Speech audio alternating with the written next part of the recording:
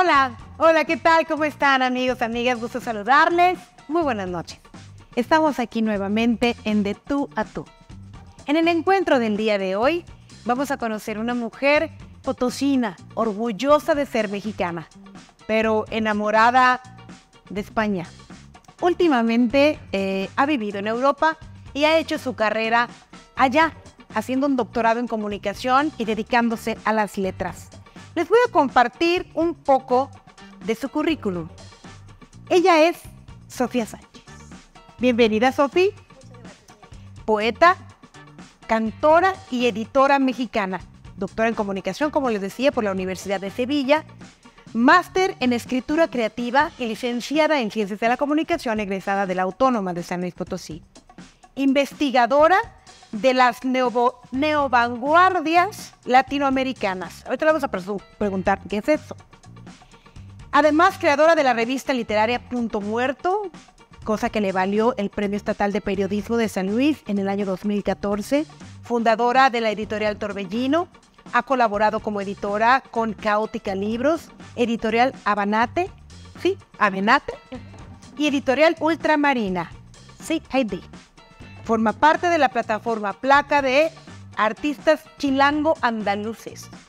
Y bueno, el currículum está muy largo, hay mucho más que platicar. Ha escrito ya 6 libros de poesía. Aquí hay uno de ellos. Y les leo una frase nada más que dice en la parte posterior del libro. Hay un tambor al fondo de este libro. Hay grutas rupestres preexistiendo en cada uno de nosotros. Ay. Bienvenida, Sofía. Muchísimas gracias, Mireya. Gracias por el espacio. Para mí siempre es un placer estar aquí en San Luis Potosí, visitar a mi familia, amigos y pues poder estar y compartir un poco de lo que ha sido el recorrido profesional es siempre pues un honor. Caray. ¿Cómo fuiste a dar a España? Ay, pues de lo que veníamos platicando ha sido un camino muy bonito porque yo me fui de intercambio hace muchos años, en 2011, 2012 más o menos, en esto que es movilidad estudiantil de la Universidad Autónoma de San Luis. Y pues digamos que el clic fue instantáneo porque aparte del interés literario, de las letras hispanoamericanas y de toda la cultura de allá, estaba la parte del flamenco, que yo soy una apasionada y en esa época yo bailaba flamenco. Entonces estar allá para mí fue como enamorarme también de Sevilla y de la forma de ser, digamos, del duende, ¿no? Como decía Lorca. Entonces pues de ahí fue el amor, digamos, por esa cultura. Me regreso a México, fundo Editorial Torbellino, realizo otros proyectos y en 2017 me voy a hacer un máster de escritura creativa. Y a partir de entonces me quedo para el doctorado y demás. Y me he quedado ahí 7 años. ¿Cuándo empezaste a escribir? Ay, fíjate que eso ya tiene mucho tiempo. Yo creo que yo era pequeña, estaba como en 5º o 6º de primaria. Y me acuerdo que yo empecé a escribir pensamientos en los márgenes de la libreta. Estábamos en clase y yo empecé como a hacer cositas. Yo creo que yo empecé más haciendo ensayo incluso. Como que tenía ideas que me gustaba mucho leer y pues empecé a escribir así, ¿no? Y ya conforme fui creciendo me enamoré por primera vez en la secundaria y ya de ahí el muso para largo y para rato y pues ya ahí empecé a escribir poesía como tal. Hay que enamorarse entonces para poder hacer poesía. Pues no tanto de otra persona, yo diría que de la vida. Yo diría que hay que enamorarse de la vida para escribir poesía, sí. Ese sería el... Pero luego también dicen que los artistas y los poetas sufren mucho. ¿Sí? Que a lo mejor no disfrutan tanto de la vida, que viven en el caos y en el dolor. El drama. En el drama, ¿sí? Híjole, pues mira, yo creo que la sensibilidad te aporta una perspectiva de las cosas con cierto como si fuera un cristal, ¿no? Y yo creo que ese cristal a veces te hace sentirte separado de los demás o de lo demás. Pero ese cristal también te aporta una visión preciosa de la vida, ¿no? O sea, quizá con cierta melancolía, diría yo. Bueno, así lo he vivido yo, no sé, otros artistas, habría que preguntar a otros artistas, ¿no? Quizá a mí eso ha sido mi vida se ha llenado de ese cristal, de esa visión. Pero es simplemente hermoso, porque cuando estoy feliz, estoy muy feliz. Cuando estoy triste, estoy muy triste. Es decir, que vives el momento, en la emoción a todo lo que da. Efectiva. ¿Eso es bueno? Sí, bueno, yo sí. ¿Sí? Mira, yo no sé toda la gente, pero vivir el ahora y vivirlo con intensidad es lo único que tenemos. Intentar no vivir en el pasado ni en el futuro, porque el pasado ya no existe, el futuro tampoco. Yo sé que es un cliché, pero de verdad que ahorita Es una verdad. el ahora es eterno, ¿no? Y eso es lo que intenta la poesía. Fíjate. Muy bien. Hay muchas personas que anhelan escribir un libro, que buscan esa gran oportunidad de que alguna editorial les dé esta oportunidad. Tú tienes 6, eres muy joven, Sofi. ¿Cómo lograste el primer libro? ¿Cuál es el proceso para alcanzar ese sueño? Fíjate que el primer libro fue, ¿cómo diría yo? Como que un lanzarse en la alberca. Y en realidad en eso me apoyó mucho mi familia. Yo tenía 21 años cuando publico mi primer libro, Los poemas del monstruo, una rosa. Y no fue muy bien recibido porque fue una autopublicación. Y eso a nivel literario No es muy bien visto. es criticable, ¿no? Ahora yo misma no lo recomiendo a las personas que escriben, que son escritores noveles, pero yo no me arrepiento porque fue una manera de decir, tengo 21 años, soy una joven mujer que escribe poesía y esto es lo que yo hago, ¿no? Entonces estuvo bien a nivel de empoderamiento. A nivel literario yo veo ese libro y veo destellos de lo que venía, pero sé que era un ensayo, ¿no? Pero estuvo bien porque yo me voy a España y ya tengo algo que mostrar. O sea, a nivel portafolio fue conveniente. Ya cuando yo me voy a España gano un premio, el Luis Cernuda. Y el premio Luis Cernuda me publican un libro que es Los Astros y ahí ya me echan ojo editores y editoriales andaluzas, entre ellas la editorial Ultramarina Cartonera y Digital, que la lleva, por cierto, un mexicano asentado en España desde hace ya muchos años y su proyecto lleva, de hecho la Placa, que es la plataforma de artistas chilango-andaluces, lleva ya 19 años, está como de aniversario, ¿no? Y yo estoy con ellos de alguna manera. Yo soy la coordinadora del recital Chilango Andaluz. El año pasado lo coordiné en Sevilla y este año también lo voy a coordinar yo. Y está muy padre porque es un proyecto que une las dos orillas, que es Ciudad de México y en este caso Andalucía a través de la ciudad de Sevilla, que es su capital. Entonces hacemos un festival al mismo tiempo. 3 días en Ciudad de México, 3 días en Sevilla. Simultáneamente. Desde hace 19 años. Desde hace 19 años hacen este recital Chilango Andaluz simultáneo en la Ciudad de México y en Sevilla. Bueno, a ver, sí vamos a retomar ese tema un poquito más adelante, pero estaba hablando del libro, que te el primero, que tú autopublicaste, ¿no? Decíamos, no es tan bien visto porque, pues así que chiste tiene, dirían, ¿verdad? Claro. Que se lo publique alguien más, que reconozca ese talento. Claro. Pero bueno, era tanto tu interés que había que hacerlo. Claro. A lo que voy es que los sueños, Sí. pues no llegan así como que me cayó. Hace rato dijiste, obtuve un premio por tal libro. No vinieron a tu casa a tocarte y decir, oiga, la premiamos. No era el primer premio al que me inscribí. Yo creo que ya habían habido 6 intentos. A eso iba, te inscribiste. Claro, yo mando el libro. Claro, entonces porque algunos que escritores o piensan algunas personas que en lo que nos dediquemos que va a venir alguien a tocarnos a la puerta y no, se trata de salir y de hacer y de mostrar. Y como dices, me sirvió de portafolio para decir, bueno, esto es lo que hago, esto es lo que quiero y empezar a tocar las puertas hasta que cuando alguien te edita ya un libro, que ya no eras tú misma. ¿Cómo fue? Pues fue, este premio lo da la Facultad de Filología de la Universidad de Sevilla.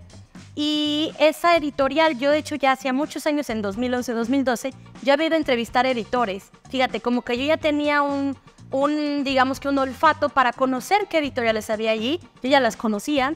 Y Mérita Ediciones en Huida, que también es una editorial que publica muchos libros en Andalucía. Tienen ya un fondo de años y no sé cuántos títulos, 300, 400, muchos libros. Entonces a mí me publica Los Astros en Huida. Y luego Bisontes de Luz, que para mí es el libro que es mi caballito de batalla, porque ese libro incluso se va a publicar en alemán a finales de este año. Estamos hablando del alemán, de ese idioma, de ese lenguaje, de esa cultura, que es, imagínate, la lengua también de la filosofía. Y de hecho este libro tiene muchas de esas lecturas que yo hacía de niña, que no sé por qué, pero yo me agarraba libros de Nietzsche, que sí, Hegel, yo estaba ahí en otras. Yo hasta le decía a las maestras, ¿por qué no dan clase de filosofía en la primaria? Yo estaba en esas y yo ya quería esa información. Pero me tocó esperar y yo leer por mi cuenta, ¿no? Entonces, este libro le tengo ese cariño porque para mí representa lo que como que mi poética, por así decir. Y ya los otros libros te comentaba que son más íntimos. Por ejemplo, el más reciente que salió este año, que es Las Fieras Subterráneas, se lo publicaron en Granada. Este librito se publica en Granada y lo publica Javier Bosalongo, que de hecho es un gran enamorado de la literatura hispanoamericana y mexicana, particularmente, y latinoamericana. Él estaba aquí en San Luis Potosí y tal, Entonces, eso ya vino después, ¿no? Pero sí ha sido como que sí he picado piedra desde muy jovencita, pero también siento que se han dado he estado en los lugares correctos y en los momentos adecuados también. Entonces he tenido esa suerte porque hay mucha gente que lo intenta y también pues no será tan fácil. Pero también yo he sentido que cada libro es una señal de que ese es el camino. De que ese es el camino. Bueno, las fieras subterráneas que hay abajo de la tierra, que nos mueve. Bueno, hay que leer el libro de Sofía. Vamos a hacer una pausa, la primera pausa en De Tú a Tú. Quédense con nosotros, hay mucho más que conocer de este talento de mujer orgullosamente potosina. Ahorita regresamos.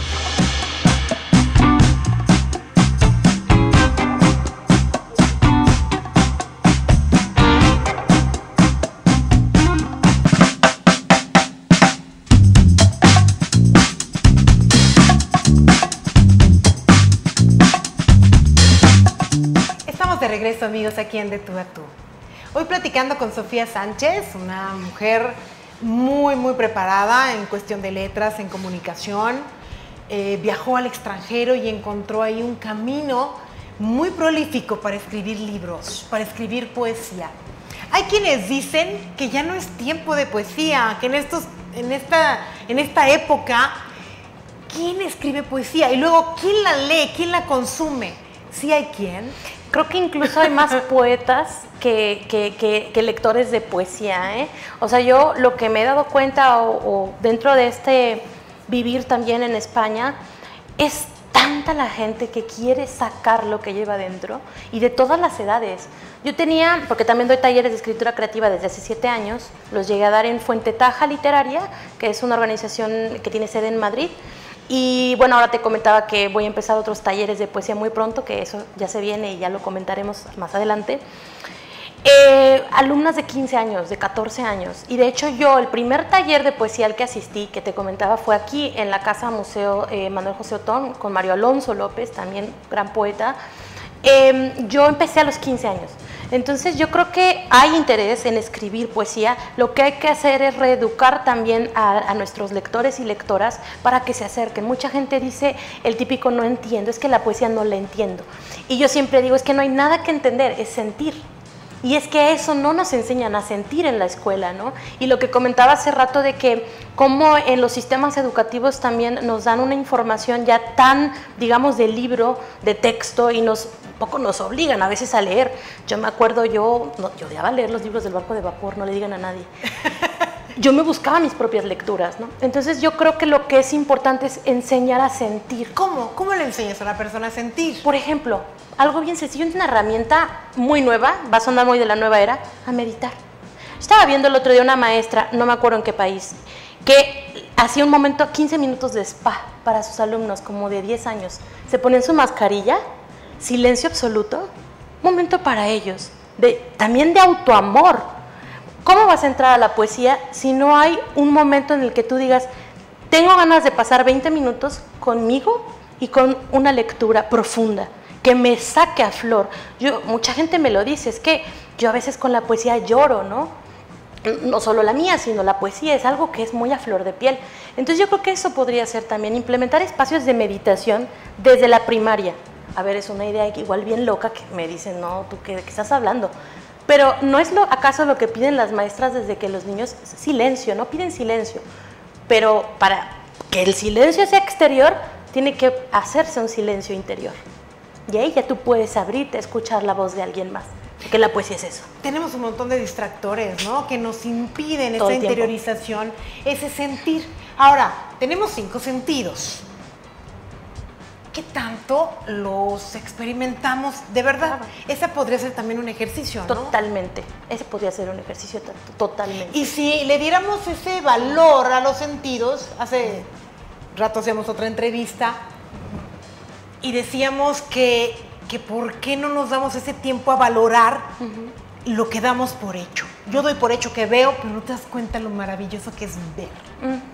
Y entonces cuando empiezas a darle esa magnificencia, podría decirse, a cada sentido, eso es empezar a aprender a sentir. Esa es una mirada poética. Apreciar tu entorno, apreciar al otro, ¿no? apreciar lo que pruebas, ¿no? A veces tú pruebas algo como en Ratatouille, que prueba algo que le recuerda a su infancia. Es que la poesía es evocación. O sea, es alguien, en mi caso, yo estoy en contacto con mi niña todo el tiempo. Esa es la verdadera. Vamos a buscar la palabra poiesis, que es poesía, es creación. Y la poiesis tiene que venir de un proceso de observación, lo que tú dices, de sentir, de apreciar, de ser también, de alguna manera, agradecido, ¿no? Y yo creo que desde la gratitud, cualquier cosa que tú generes, y ya no hablamos de algo solamente artístico, incluso si tú haces una comida desde el agradecimiento, eso te va a saber a gloria. O sea, es que va por ahí, ¿no? Entonces, en esto de la lectura, que es tan importante, como dices tú, crear este sentido de la apreciación, de sentir, nos hace mucho falta el trabajo, digamos, dinámico en ese sentido en las escuelas, de llevarlo así con los niños, con los adolescentes, aprenderlo las personas. Una vez que experimentas o que entiendes, que es a lo mejor a lo que algunos dicen, no entiendo la poesía, porque no han captado que a lo mejor es mucho más sencillo de lo que parece. Una vez que esta magia sucede, ¿qué pasa? ¿No dejas de leer? ¿No dejas de...? Yo soy una adicta a la lectura, o sea, de verdad que yo creo que mi familia me dice, por ejemplo, yo ahora que estoy de viaje, llegué a Ciudad de México y es que me conseguí 5 libros así. Y dije yo, Sofi, recuerda que todo lo que estás consiguiendo, pues te lo vas a llevar otra vez a Sevilla, ¿no? Para allá, o sea, ya llevo como 15 libros y llevo muy poco tiempo aquí. Lo peor de todo es que los leo. O sea, que ya llevo 5 y digo, oye, le digo a mi hermana, ¿no quieres? Te dejo estos 5, están buenísimos. Es que yo no puedo cargar con tanto libro. Entonces ahí te va una y buena, que es la literatura y la lectura como espacio de meditación, pero luego hay que tener cuidado con que no se vuelva un espacio también de una deglución desenfrenada, donde ni siquiera ya estás captando lo que lees. A mí me pasa eso, yo a veces encuentro una poesía maravillosa o un libro muy bueno, me lo echo de una sentada. Y yo luego digo, a ver, ¿lo disfruté? Entonces ahí no hay que exagerar, nada, hay que ser radicales, ¿no? Y yo creo que ahí yo lo que tengo que hacer más bien, en mi caso, es leer con conciencia. Ya no es solo leer mucho, porque no se trata de leer mucho, se trata de con conciencia. Y yo misma me hago esos autorreflexión, ¿no? O sea, este libro, a ver, ¿qué te trajo? ¿Qué aprendiste? ¿Cómo lo viste? ¿Cómo lo disfrutaste? Incluso hasta a veces conversar con el libro igual con alguna ilustración, me invento, dibujo algo, hago un collage, para ver también que yo esté dialogando con lo que estoy recibiendo del mundo exterior. A ver, igual yo exagero un poquito, pero lo recomiendo, ¿no? O sea, igual a un niño le piden un resumen del libro que leyó, pídele un dibujo, pídele una canción, para que responda en el canal creativo de su preferencia. Oye, mira, te doy a leer unos libros de Amado Nervo, un poemario de Amado Nervo. Hagan un dibujo. Ay, un mural. Mira, es que ahí ya empieza a haber algo que es una intertextualidad, es decir, tejer textos y de alguna manera desde distintas artes. Ya es heterogéneo, ya es otra dimensión de diálogo. También eso lo propondría, yo quiero proponer muchas cosas, a ver si me da la vida. Pero bueno, qué inquietud. Es que estas personas que hacen tantas cosas, es justamente que traen esa inquietud, que ¿cómo se alimenta? ¿Cómo se alimenta? Porque quizás algunos padres de familia, mamás que nos ven ahora en esta entrevista y dirán, bueno, me gustaría mucho que mi hijo tuviera ese interés por otras cosas que no sean el teléfono, que no sea los videojuegos, o que no sea algo que es nocivo, como el mal uso de la información, digámoslo así. Claro, claro. Es tiempo. Claro, es tiempo. Es dedicarle tiempo a ese niño para platicar, para hablar de la creatividad. Y algunos dirán, bueno, todo eso que hablan, ay, ¿qué importa? La vida es otra. Pero una persona que ha desarrollado esta sensibilidad es mejor persona, disfruta más la vida, se hace más rica, es más exitosa. Bueno, ahí yo creo que económicamente hablando, igual no te voy a decir que de la literatura yo he ganado dinero, pero he ganado y me ha nutrido de una manera que sí como persona me ha hecho evolucionar un montón. O sea, nuevamente, o sea, yo tengo 6 libros y yo no te voy a decir, no, pues yo he hecho un income o he recibido unas regalías para vivir, no. Pero hay que girarle un poco la historia, porque al final uno no vive para trabajar. O sea, tú tienes que vivir para vivir, el gozo de ser. como dice un poeta de Huelva, que fue mi director de tesis doctoral, el gozo de ser. Fíjate, ya no es de hacer, es de ser. Y yo creo que eso sí se puede implementar a nivel juvenil, infantil, y uno mismo también, ¿no? Bueno, ¿qué me da gozo? A ver, me da gozo estar en el Instagram 3 horas y tengo un problema también con eso porque obviamente me encanta, o sea, soy millennial, ¿no? Nací en el 92, está eso ahí inmerso, ¿no? Pero sí me busco el equilibrio, ¿no? De decir, bueno, si paso 2 horas con el Instagram, también puedo pasar 2 horas leyendo. Y ahí vamos a equilibrar de lo que me alimento y ahí vemos, quizá también a veces necesito ver un reel y reírme de que el perrito es una bobería. Por supuesto, no estoy yo siempre leyendo poesía porque también es muy intenso. Es el equilibrio. Claro. Creo que ahí está el secreto para mí. Cada uno ahí encuentra sus respuestas, ¿no? Esto de escribir es muy terapéutico, Sofía. Sí. Últimamente he escuchado más psicólogos o maestros que recomiendan mucho, ahora que también se ha abierto más a las enfermedades mentales, sí, a las enfermedades emocionales, una salida, una terapia, una solución, escribiendo. Totalmente terapéutico. De hecho, yo desde que doy talleres de escritura creativa me he dado cuenta el valor que tiene esa actividad para mí y para las personas con las que he trabajado por tantos años. Yo creo que de las personas más grandes con las que he trabajado, también amiga mía, de 75, 74 años más o menos, ella tiene una enfermedad crónica ya desde hace muchos años. Ella me decía, mira, yo cuando era niña escribía poesía, pero no he hecho esto nunca profesionalmente. Me encantaría empezar talleres de escritura contigo. Va. Han pasado 6 años de talleres de escritura creativa, cada año ella ha trabajado, ya publicó un libro de poesía, su primera novela, y ahorita va a publicar su segundo poemario y su segunda novela. Y yo la veo, esta mujer, con sus nietos, con sus hijos, con una vida, digamos, ya hecha, y veo cómo pararse en el mundo y decir, yo siempre he sido poeta y yo soy poeta, ha sido como una de las historias más bonitas para mí de ver, o sea, de ver en cuanto a crecimiento también personal y que nunca es tarde, 74 años. Y yo la veo y digo, esta es una de mis historias de éxito, le digo, eres mi historia de éxito, Tere, porque ella ha publicado sus libros, sus poemarios, sus novelas, y es su manera también, siempre ha sido así, lo que pasa es que no los acaba. También hay muchísimas historias de personas que escriben muchísimo y que tampoco publican, y sabes que no hay ningún problema con eso, porque es hasta una postura política. Por ejemplo, el infrarrealismo, que es el movimiento mexicano que estudié en el doctorado, una de sus consignas era no publicar, porque ellos decían, nosotros no queremos hacer un producto de nuestra poesía, que sea parte del mercado. Nosotros pensamos que la vida es vivir de esa manera. O sea, que el poema se hace caminando.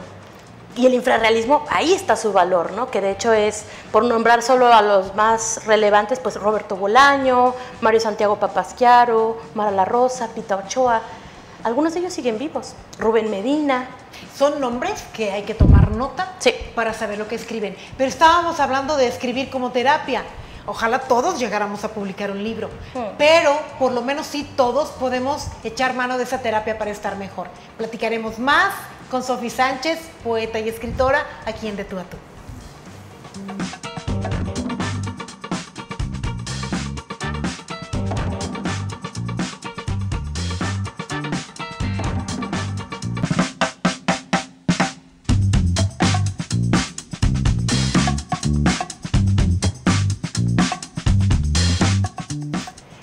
De regreso aquí en De Tú a Tú, encontrando una herramienta más para vivir mejor. El arte y la literatura, la poesía de Sofía Sánchez. En el corte anterior estábamos hablando que escribir es muy terapéutico y que ahora en estos tiempos en el que se habla mucho de la salud mental, se ha encontrado que en la escritura hay una forma de sanar o por lo menos de encontrar tranquilidad, de superar un tanto cuanto la tristeza y la depresión y demás. Nos dice Sofía, bueno, hay quien ha empezado a escribir y ya, tu historia de éxito hace rato de Tere, que ha escrito libros y novelas. Pero hablando en corto, no todos vamos a ser escritores, no todos somos poetas con ese talento como tú. Alguien diría, bueno, escribo y ¿cómo me terapeo? ¿Qué tengo que escribir?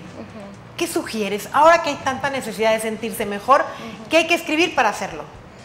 Híjole, pues ahí sí yo creo que hay que separar muy bien, o sea, claramente la escritura es una hermosa herramienta de autoconocimiento. Y ya ves que decían los griegos, conócete a ti mismo, ¿no? Que es como la máxima. Entonces, para conocerse a uno mismo hay miles de ejercicios, ¿no? De hecho, ejercicios de escritura creativa que pueden ser muy valiosos para ese conocerse a uno mismo.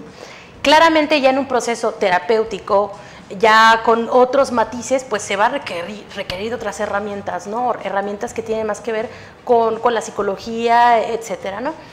Pero a nivel ejercicio práctico, yo lo que iría es a la infancia, iría a la historia de uno mismo, iría a la familia.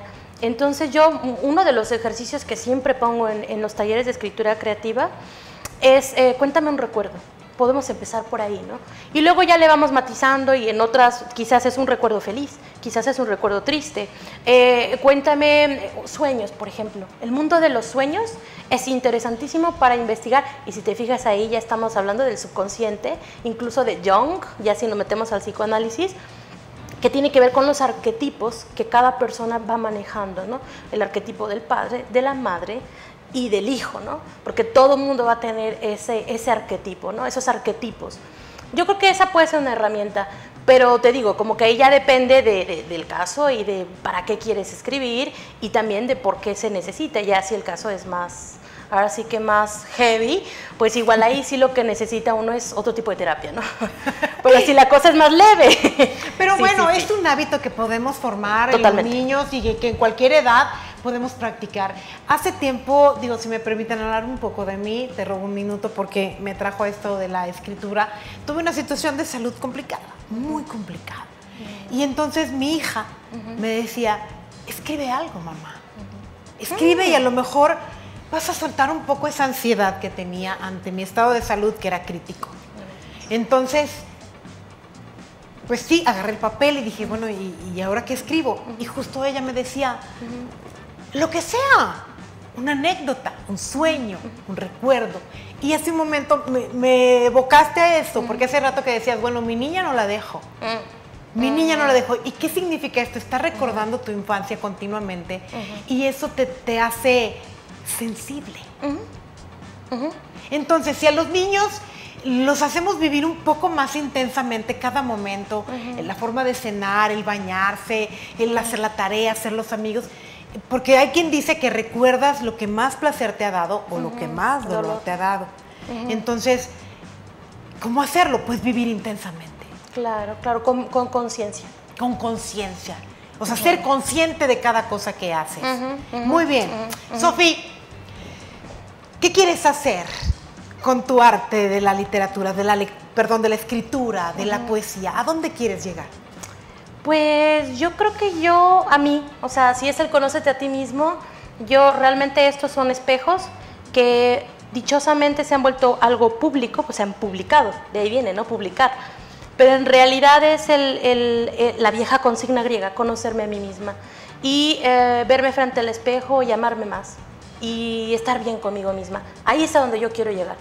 Lo demás puede ser, como decían también algunos maestros, la danza del ego, la fiesta de, ¿cómo decía Mario Alonso? De hecho, la fiesta de las vanidades o algo decía él, ¿no? O sea, yo creo que ahí, qué tan lejos quieras llegar, eso también tiene que ver más con qué buscas con la literatura. Yo me busco a mí, lo tengo clarísimo, ¿no? Y no es que esté perdida, es que el objeto de mi estudio soy yo y el objeto de mi poesía soy yo. Ahora bien, cuando yo puedo entregar ese espejo a otra persona y se mire a sí misma, es un buen libro. ¿Por qué? Porque lo que yo estoy dando es universal. Fíjate, están haciendo ahorita, yo tengo muchas ideas alrededor de la literatura, ahorita mismo eso es lo que pensé, ¿no? Y ya, o sea, yo ahorita te puedo decir, mira, incluso si no sigo publicando y me quedo con 6 libros, estoy contentísima ya. O sea, yo no, porque vivo en el ahora. Si me estuviera enfocando en el futuro, te diría, no, pues mi objetivo es ganar el Premio Nacional de Poesía en 10 años. Pues muy bien, o sea, eso no significa nada. Yo ahorita con lo que he hecho estoy muy tranquila, muy contenta y muy agradecida. Que la gente lo lea y que se vea, maravilloso. Y luego a través de la escritura creativa, que yo pueda, a través de las metodologías, compartir esas herramientas. Eso ya es como el sueño de un escritor, poder compartir lo que le da y que se multiplique, yo estoy muy contenta. ¿Cómo es una clase de escritura creativa? Mira, yo usualmente, depende mucho también yo soy alguien que se fija mucho en la energía, en la meditación, imagínate, entonces yo mido un poco el ánimo del grupo, puede ser un grupo grande, un grupo pequeño, y a partir de eso, primero empiezo con algo teórico, ¿no? Entonces, usualmente yo llevo unos 5 libros, siempre, algo nuevo, 5 autores nuevos, autoras nuevas, y ya les traigo yo ahí como de, miren, para leer, ahí les dejo para que si les interesa, y les leo poesía de estos libros que yo lleve. Y muchas veces ya a partir de eso vamos viendo qué ejercicios podemos montar, ¿no? Muchas veces los llevo preparados, otras veces también nacen del momento. Pero lo importante aquí es, y siempre se lo digo a mis alumnas y a mis alumnos, es que lo quieran hacer. Y yo a veces veo que algún ejercicio como que no les hace ilusión y les digo, no, olvídenlo, vamos a hacer otro ejercicio. Y porque me doy cuenta, ¿no? Tengo esa capacidad también de leer a la otra persona y de decir, no, como que no resonaron, ¿no? No resonaron con la idea. Entonces cambio la metodología. La metodología siempre puede irse, es flexible, no es algo solo, la teoría sí, y la teoría yo la doy como es, ¿no? Pero lo que es la práctica, ya en la praxis yo intento que sea una teopraxis, o sea, una unión de teoría y práctica. Imagínense que esto lo aplicáramos a nuestra vida diaria. Cuando las cosas ya ves que no están funcionando, como dijiste ahora, que ya no hay como interés, cambio. Claro. Y esa es la creatividad. Estar cambiando, algo diferente, buscar otra forma. Y eso entonces le empieza a dar mucho sentido a las cosas. ¿Cómo responde el otro? Ahí vemos, leemos. Pero tú propones. Eso es importante, el proponer, ¿no? Claro, totalmente. Ok. Bueno, no todo el mundo tiene la oportunidad de irse a España, de ir al extranjero y conocer a grandes personalidades. Hay quienes, pues el día a día es otro. Claro. ¿Qué pueden hacer para desarrollar la poesía o la literatura en ese pequeño mundo, digamos, de carencias restringido en el que muchos viven? Claro, eso que dices es muy importante, ¿no? Porque también cuando uno analiza su vida y ve sus privilegios, aparte de estar agradecido, te crea una conciencia del otro, ¿no? Una conciencia social, de hecho es lo que comentas. Y yo creo que en ese sentido, incluso es que lo literario no está en, voy a decir, no sé, en un festival de poesía, incluso en un taller. La literatura está en la vida, y es lo que hablábamos de la vida cotidiana. O sea, la poesía se encuentra en una olla de frijoles hirviendo. La cosa es que lo veas, la cosa es que te conectes con eso. Y realmente es ajeno, o sea, la poesía no está solo en los medios literarios. De hecho, casi que ahí es otra cosa, lo que hierve ahí es otra cosa. Ay, mira, ya sacó un libro nuevo fulanita. Ay, mira, ya sacó, se cree mucho. Ay, es otra cosa, es el hervidero de egos que te digo. Pero más bien en la cotidianidad está la poesía, de hecho. Vida y poesía. Un poco es la consigna de la que yo he aprendido estos años por los infras, por el infrarrealismo, y que recomiendo mucho también revisitar porque es una poética que no está lejos de la vida cotidiana, porque las temáticas de las que hablan es del autobús, cuando vas en el autobús, cuando vas en la calle, cuando incluso la violencia de la calle, incluso la erotización de la realidad, que yo te hablaba un poquito. Yo en este último libro hablo más de mis experiencias más íntimas. Eso también es importante, porque ahí, en el deseo, está la poesía, de hecho. Es porque, ¿cuál es la creación más tangible que tenemos biológicamente? Lo erótico. Y ahí hay un acto de creación. Cómo lo vive cada uno, ya eso depende, ¿no?, de cada quien. Y bueno, y ahí también a veces no lo vivimos tan correctamente por, insisto, todas las influencias que nos han impedido ser conscientes de cada uno de nosotros mismos. Estamos preocupados mucho por el afuera y menos por el adentro. Y entonces esto ha distorsionado. Y yo, por ejemplo, escucho a personas mayores y muchas me dicen, es que así había sido todo el tiempo. Bueno, sí, pero eso no quiere decir que esté bien. Entonces vamos cambiando. Sí. Vamos a construirnos nuevamente, a reprogramarnos, que es un término también muy actual. Sí es posible cambiar y ser creativos y ver la vida de diferente manera. Si queremos resultados diferentes, pues hay que actuar diferente. Eso es totalmente cierto. ¿Cómo? ¿Pero cómo? Hay quien dice, ¿pero cómo? Si la rutina es la que nos invade todo el tiempo, es la disciplina, las formas que tengo que hacer, lo que debo hacer. ¿Cómo? Pequeñas acciones. Yo creo que cada uno tiene también sus cimas. O sea, esto me refiero, por ejemplo, el Everest, ¿no? Que hay gente que tiene que subir hasta la cima y decir, subí el Everest. Yo, por ejemplo, mi cima sería verlo. O sea, esa es mi cima, ¿no? Y hablando de eso me refiero a que cada uno tiene sus pequeños retos en el día a día. Y, por ejemplo, una persona que un día dice, pues hoy voy a hacer diferente lo que usualmente hago, me voy por otra calle. Porque yo cuando voy a mi casa siempre voy por la misma calle. Hoy me voy a ir por otra calle. Eso ya es la divergencia, es la capacidad del cerebro de ser neurodivergente, de cambiar, de transformar. Eso ya puede cambiar tu cotidianidad, un cambio de calle. Y eso es aprender a tomar decisiones diferentes. Total. Es como esta parte de la conciencia de, bueno, yo soy consciente de que quiero hacer algo diferente y parece una bobada, hoy voy a tomar otro camino, pero ya tomé la decisión y lo experimenté y entonces se empieza a convertir en una forma de vivir, estar cambiando, viendo las cosas diferente, salir de la rutina y siendo creativo. Vamos a una pausa. Acepten estos anuncios y te regresamos.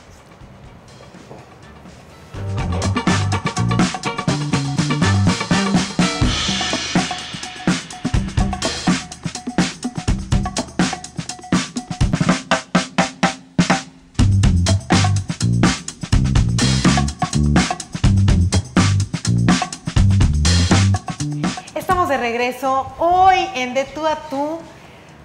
Ha sido, todavía es una delicia platicar con Sofía Sánchez, potosina, radicada en España, representante de los chilangos en Andalucía, trabaja para varias editoriales. Próximamente, bueno, me voy a adelantar, es probable que dé un taller de literatura aquí en San Luis Potosí. Online. En pendientes, busquen a Sofía Sánchez. Es comunicóloga y bueno, somos colegas. Sí. Y aquellas personas que saben comunicarse bien, hombre, qué generosidad. Porque a través de la comunicación, dar esas ideas, dar claridad, creo que es un regalo muy padre. Y tú tienes eso, Sofía. Nos has regalado mucha claridad en esto de la poesía, de la literatura, del arte, de la vida. Pero hace un momento en el corte le decía a Sofía, bueno, además de, obviamente, sí promover sus libros, su nombre como poeta, como escritora, como ahora tallerista, pues conocerte como lectora. ¿Nos regalas de viva voz un poema tuyo? Me encantaría. Bueno, voy a leer un epígrafe del poeta mexicano infrarrealista Mario Santiago Papasquiaro, que dice: Dios es rupestre y el Big Bang su bisonte desatado. Roca mínima 1.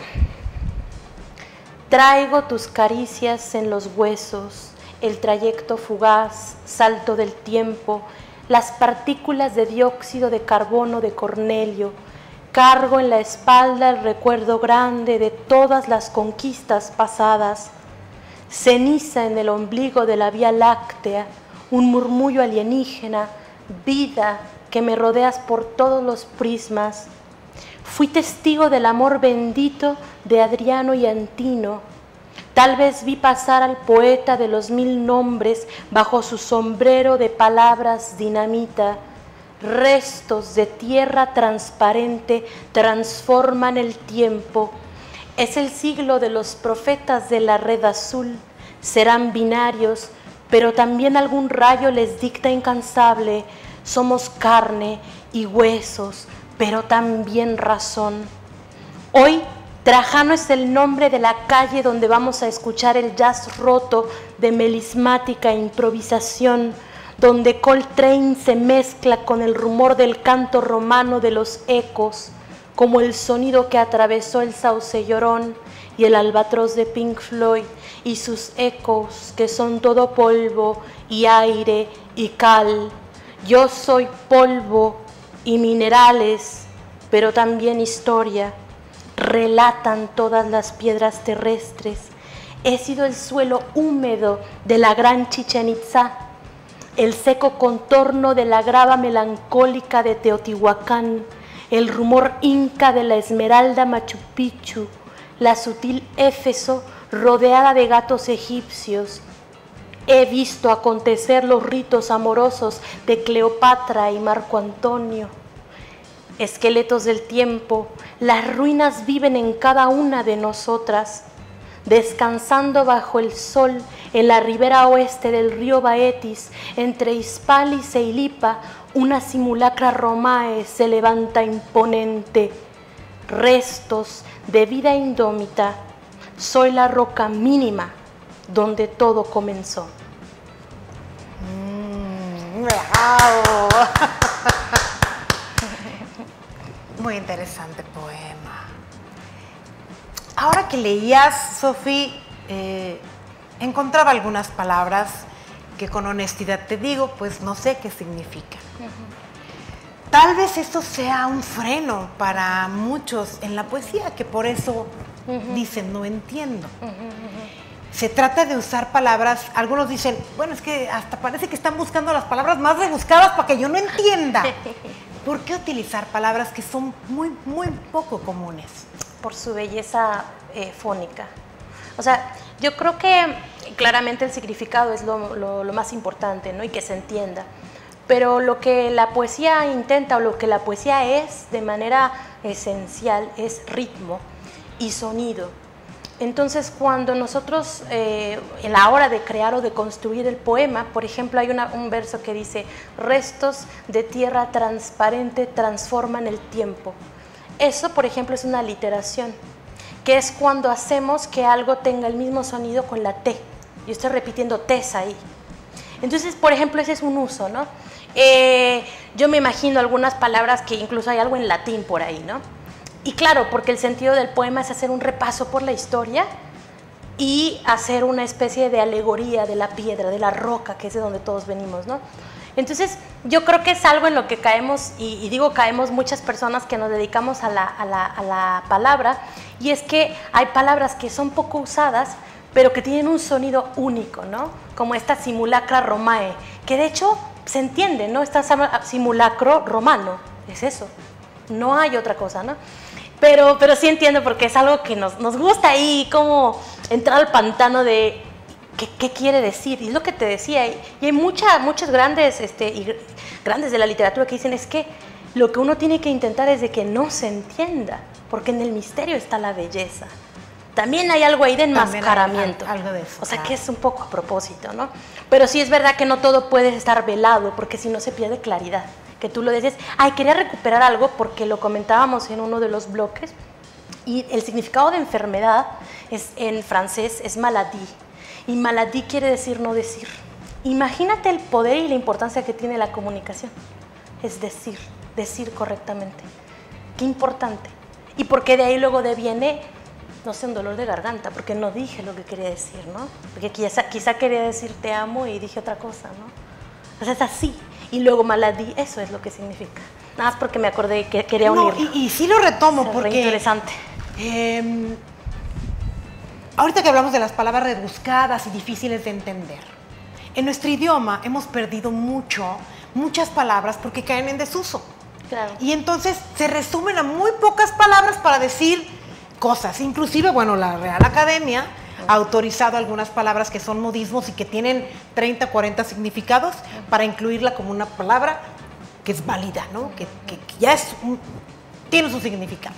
Pero creo que eso lo ha restado mucho a nuestra comunicación.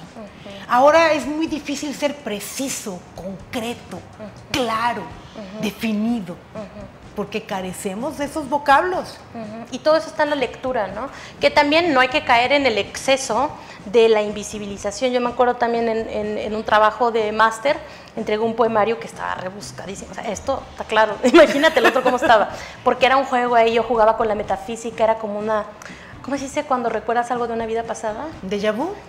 No, otra palabra que ahorita no recuerdo, pero como de vidas pasadas. Entonces era un viaje ahí rarísimo, ¿no? Y me decía el maestro, es que no se entiende, llega un punto donde no se entiende. Y nunca se me va a olvidar porque él dijo, parece como un juego de invisibilización.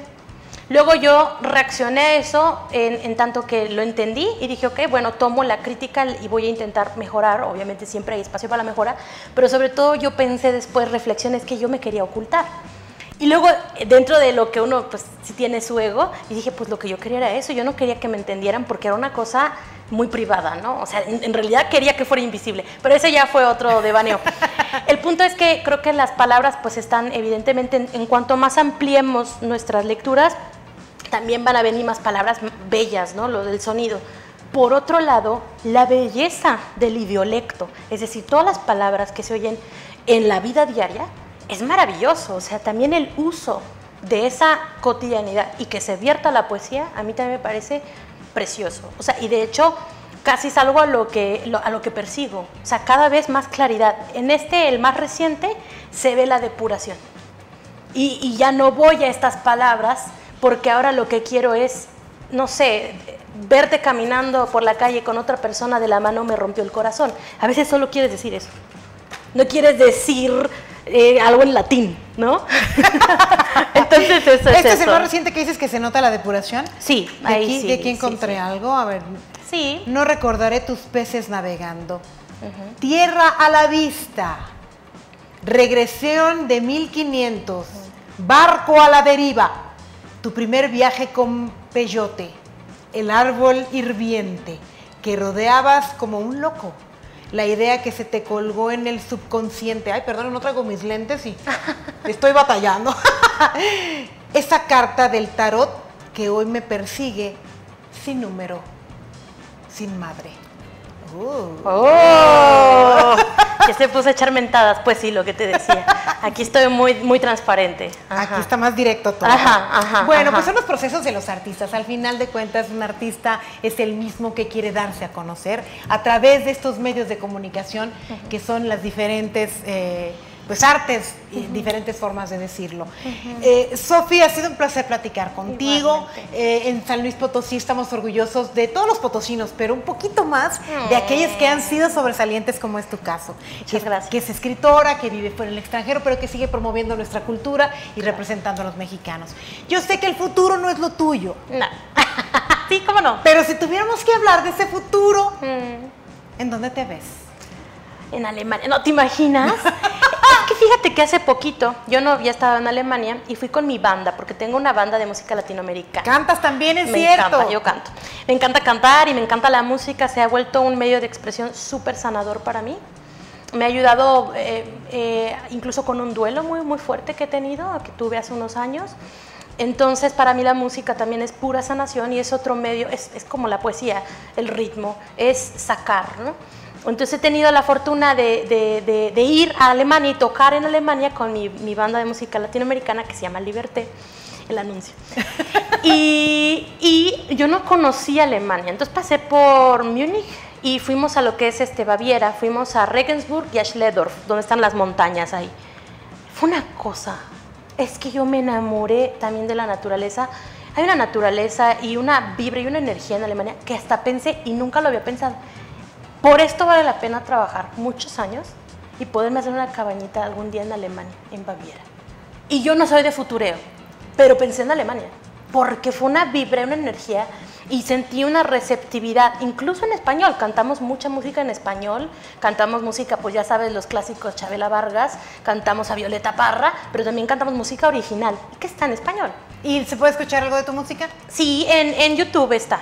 Está como, bueno, yo tengo un canal que es más privado, pero Sofía Sánchez, y hay otro que es el de Liberté Band, como libertad en francés, Liberté Band.